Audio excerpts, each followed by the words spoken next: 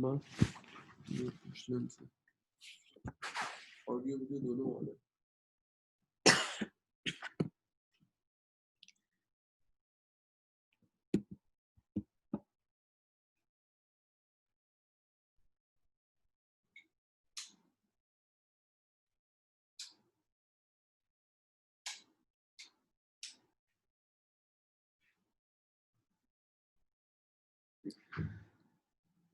Can you hear me?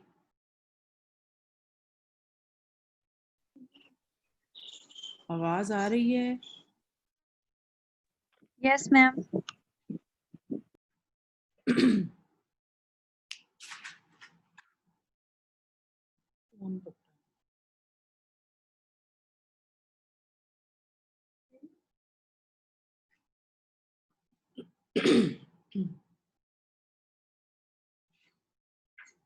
Volume button ऊपर करेंगे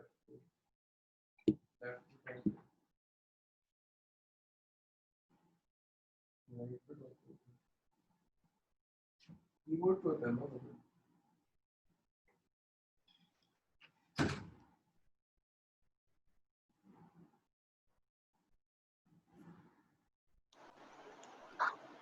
Can you hear me? आवाज आ रही है? Yes, ma'am. Who is this? कौन है? Namra. And Hamza Nasir, can you hear me?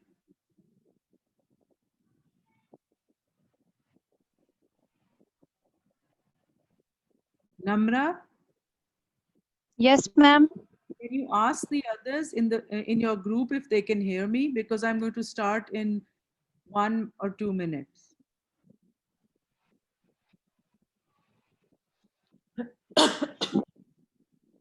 Yes, ma'am. आवाज आ रही है. Acha. And you can all see the screen. Yes, ma'am. What does it say on the screen? Can you read it out to me? Septum formation in developing heart. Okay. I'm just going to give you about another minute or so other people can.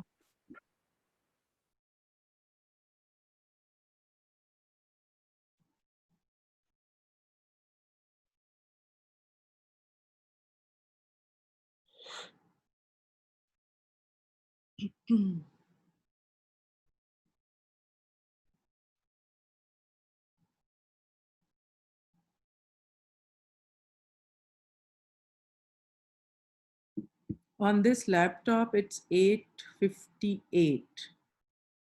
Okay. And I think we're going to start at 8:59 according to this time on the screen.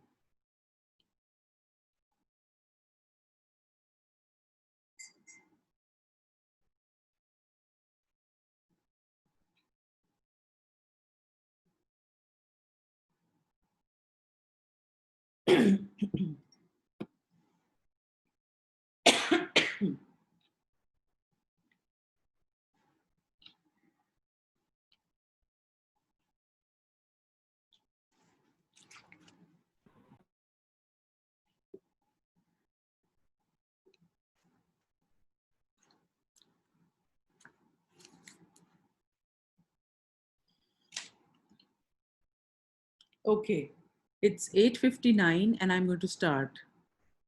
I'm going to ask once more, can you hear me? Yes, ma'am. Okay. Now we're going to carry forward with the development of the cardiovascular system. And I told you that this heart tube, it has rotated and folded. Somewhere it is dilated. At some places there's a constriction. But now we have to gradually develop this heart tube or cardiac loop into the gross anatomy that you study when you study the heart. We have to bring all those features into this developing cardiac loop. And so the first step towards that is once you have rotated and made the cardiac loop, the next step is that you have to start dividing or form septa so that you can have the 4 chambers of the heart.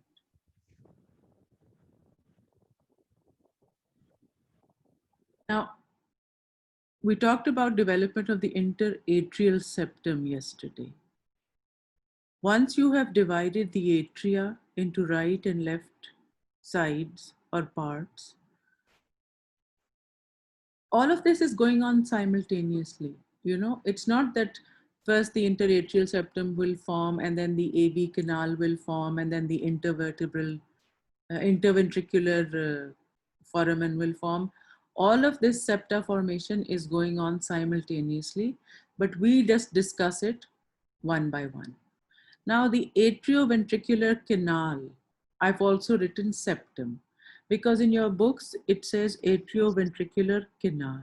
The reason for this is that this atrioventricular division is incomplete because we need to create channels through which there will be communication of blood between the atria and the ventricles, which is why they say that you have to talk about development of the atrioventricular. Now, before I start,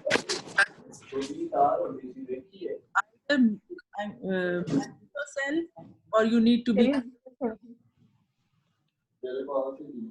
तूने ली तो थी रात को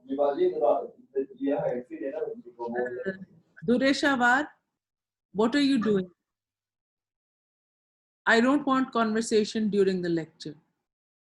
If you take a transverse cut section of the tube, this is the common AV canal. Gradually, you will have thickenings. You'll have 4 thickenings at the level of this AV canal. And these 4 thickenings are what we talked about when we said that ways of septa formation. You have endocardial cushions, and the other form is to have the formation of ridges where one part does not grow as quickly at the as the adjacent parts. So in this developing AV canal, there will be thickenings which will be endocardial cushions. There are 4 endocardial cushions which form during this atrioventricular canal formation. These 4 endocardial cushions are, you have a dorsal endocardial cushion which is placed a little superiorly in the wall. Then you have a ventral endocardial cushion. I don't know why they've called it inferior, because you have superior dorsal and ventral inferior. So please remember that you have anterior and posterior endocardial cushions, but they are placed a little, you know, when you connect them, they'll be a little oblique because the dorsal endocardial cushion is placed a little superiorly in the dorsal aspect of the tube, and the ventral inferior endocardial cushion is placed a little inferiorly in the ventral wall of the AV canal. And you have 2 lateral endocardial cushions which are narrowing this lumen. So we have established 4 AV canals: superior, dorsal superior, ventral inferior, and 2 lateral endocardial cushions. And we said endocardial cushions are actually aggregations and thickenings of extracellular matrix covered with endocardial cells. And then gradually you see that these dorsal wall superior endocardial cushion and the ventral wall inferior endocardial cushion, they are coming close together and they are bridging the distance in this lumen. And then they will gradually fuse. At the same time, the lateral endocardial cushions are also thickening and narrowing these channels, but they will not meet with the rest of the endocardial cushions. Why? Because when you are making the atrioventricular canal, you need to initially divide the heart tube into two sides, right and left. Why? Because through the right atrium, blood will go to the right ventricle. Through the left atrium, blood will go to the left ventricle. And we know that these orifices are bounded by valves. On the right side, you have the tricuspid, the tricuspid valve, which is present between the right atrium and the right ventricle. And on the left side, you have the mitral or bicuspid valve. So I hope you've understood this diagram. I started with a diagram so that we could move on to the text and it would be easier for you to understand. What happens end of week 4? You have 4 endocardial cushions present at the level of the formation of the AV canal. You have a dorsal superior endocardial cushion, a ventral inferior endocardial cushion, and 2 lateral endocardial cushions. Initially, the AV canal has access to the primitive left ventricle and not so much to the right side or the right ventricle. And it is separated from the bulbus cordis by bulboventricular sulcus. Bulboventricular sulcus is actually a developing constriction between the bulbus cordis and the ventricular part of the tube. I'll just show you that diagram. Now, this is what they're talking about. This is the bulboventricular sulcus or flange here. So what this does is that it helps to divide or separate this interatrial septum development from the conus cordis area, which is here. Bulbus cordis के हमने 3 हिस्से किए थे. अगर हम distal से नीचे आए, truncus arteriosus, conus cordis, and trabeculated part of right ventricle. This collectively is called bulbus cordis. Bulbus cordis is separated from this ventricular formation through bulboventricular sulcus or flange. But gradually this bulboventricular flange will terminate and diminish midway. And the AV canal will grow more towards the right, and the communication between both left and right ventricles will be equally established. Now, how does the AV septum form? We've already seen the diagram. The dorsal and the ventral endocardial cushions, they come towards each other in the lumen and they form a complete division. The dorsal and the ventral endocardial cushions join each other and they form a septum. And this septum divides the heart tube into right and left sides. It divides this canal into right and left sides, like I showed you here. The dorsal and the ventral endocardial cushions fuse and they divide the lumen of this AV canal. We now have 2 parts. We have a right atrioventricular canal and a left atrioventricular canal. Now, what happens to the atrioventricular orifices? Because you can only have a canal if you have passage. इनको हम orifices भी कह सकते हैं. इनमें क्या होगा?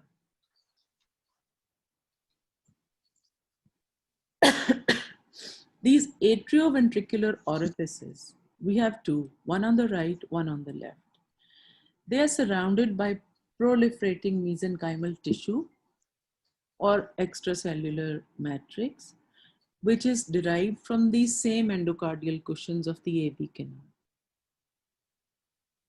Now they start to proliferate. As you can see here, this is proliferation of the surrounding mesenchymal tissue. And this proliferation is going to surround the canal, and this proliferation is actually what is going to form 3 valves on the right side and 2 valves on the left side. Okay, The atrioventricular orifices, which are two, are surrounded by proliferating mesenchymal tissue from same endocardial cushions. Blood on the ventricular side will hollow out this mesenchymal tissue. The mesenchymal tissue will then become fibrous, and this fibrous tissue will form the valves of the tricuspid and bicuspid valves. It will form the leaflets, it will form the leaflets of these valves. Now, ventricular side पे blood flow होगी, तो नीचे की तरफ से ventricular side की तरफ से ये mesenchymal tissue hollow out होता जाएगा, और उसके hollow out होने से ना सिर्फ ये कि वहाँ orifice एक बनेगी, लेकिन जो आपकी orifice को guard करने के valves हैं वो भी बन रहे हैं. This is the mesenchymal tissue. This is myocardium. Okay. This is the ventricular side here. Now this ventricular side is then, if this is the atrioventricular orifice, which is going into the lumen of the ventricle. This extracellular matrix or mesenchymal tissue, then it is going to become like a fibrous cord, and it will lose its muscle component, and it will take the shape of fibrous connective tissue covered by endocardium. And this is what we will say will form the valves of the atrioventricular orifices. Okay, 3 on one side, 2 on one side. And these atrioventricular valves, you know that sometimes there's a clinical condition called incompetent mitral valve or regurgitation. All these clinical conditions, they take place because this control is lost. तो वो फड़फड़ाते रहते हैं ऊपर नीचे ऊपर नीचे ऊपर नीचे, और उसमें हीमोडायनामिकली कई दफा पेशेंट अनस्टेबल हो जाता है. So this is how we're going to start talking about the valves and the leaflets. How do they form?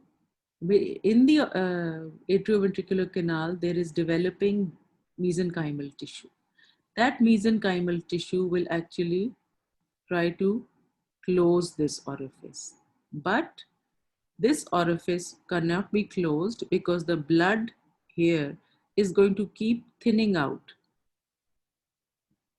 It's going to keep thinning out the mesenchymal tissue here, and eventually this will lose its muscular content and form the valves which will guard both sides of the AV canals, the right side and the left side. And these valves, you know, you've done this in gross anatomy, they will then be connected through chorda tendineae to the papillary muscles. And that is how these valves are going to be formed. Now the valves are attached to ventricular walls through fibrous cords, and these fibrous cords are connected to papillary muscles through chorda tendineae. And we also have trabeculae carni, which will then help to connect the chorda tendineae to the papillary muscle. Valves are made up of connective tissue covered with endocardium. The bicuspid and the mitral, or the mitral valve, is in the left AV canal. The tricuspid valve is in the right AV canal. So I hope you've understood that when you talk about the development of the interatrial canal and septum, I say canal and septum because you have a septum which divides the AV canal into two sides, right and left. And then you have right and left atrioventricular orifices. Those are going to be filling up with mesenchymal tissue or connective tissue. But gradually the blood on the ventricular side will wear out some parts of this mesenchymal tissue while it will retain other parts. Those parts of this mesenchymal tissue which are retained will become valves. They will lose their muscular content and they will be fibrous. And these leaflets will then be formed 3 on one side, 2 on one side.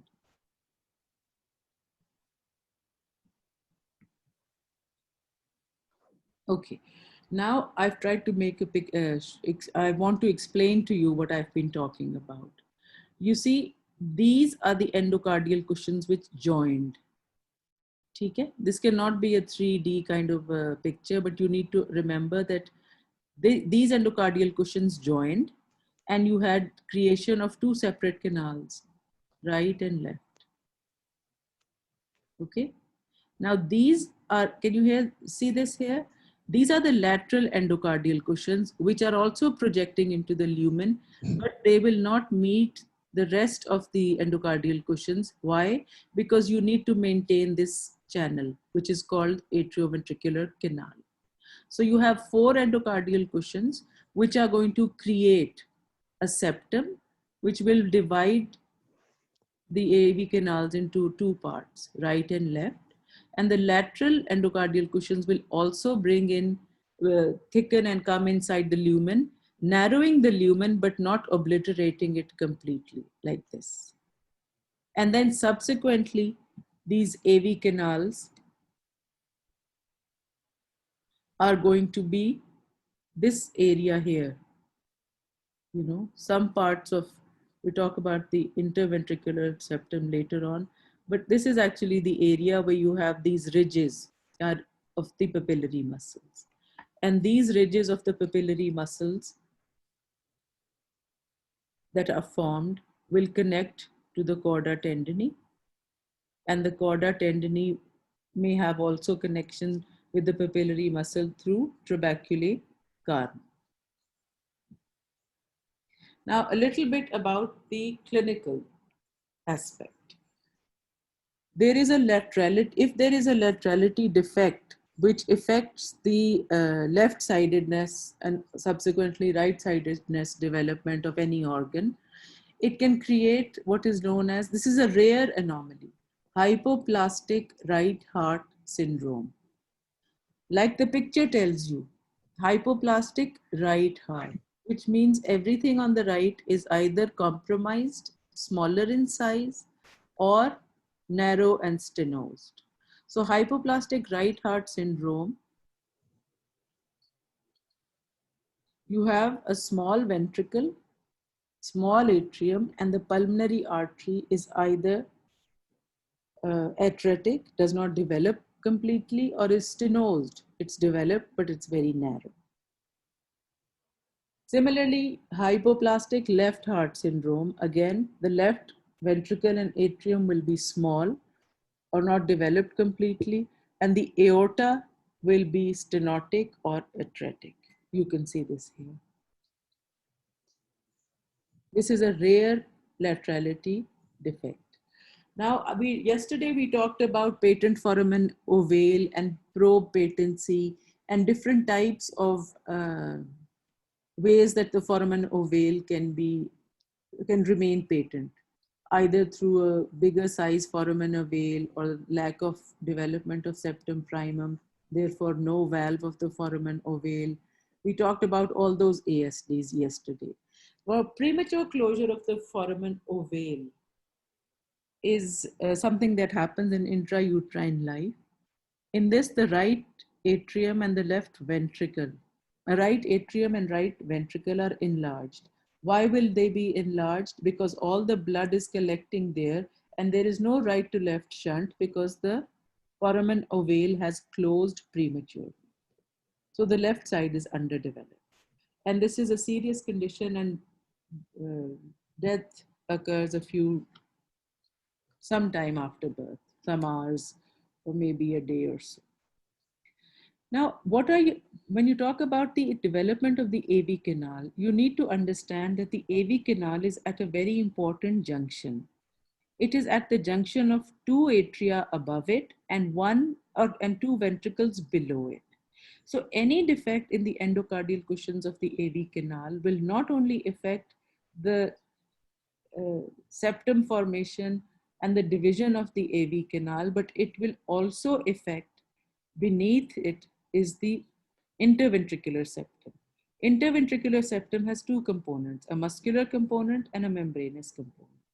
The membranous component of the interventricular septum comes from the endocardial cushions in the AV canal. So you will have a defect in the AV canal, you will have a defect in the membranous part of interventricular septum, and you will also have ostium primum defects because the AV canal endocardial cushions, they also contribute to closing the ostium primum during development of interatrial septum. So if there is some kind of abnormality in the AV canal endocardial cushions, it will affect the interventricular septum, it will affect the interatrial septum. Because in the AV canal, it's like a cross.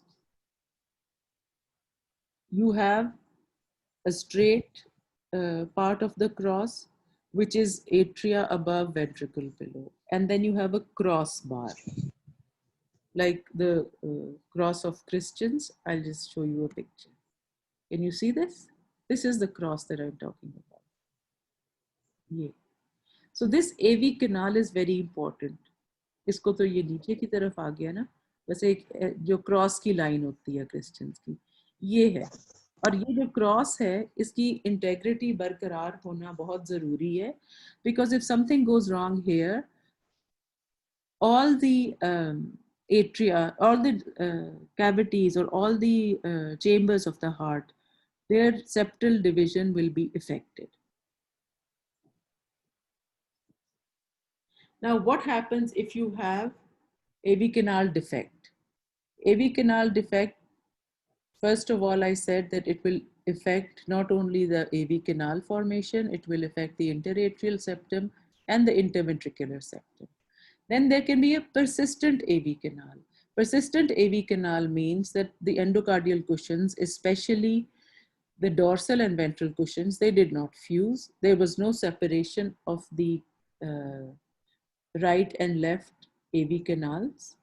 And this will create a situation which will not only affect the AV canal formation, it will form an ASD and it will form a VSD, membranous type ventral septal defect and atrial septal defect. And obviously AV canal septal defects, because you will just have one common AV canal, you'll have no division.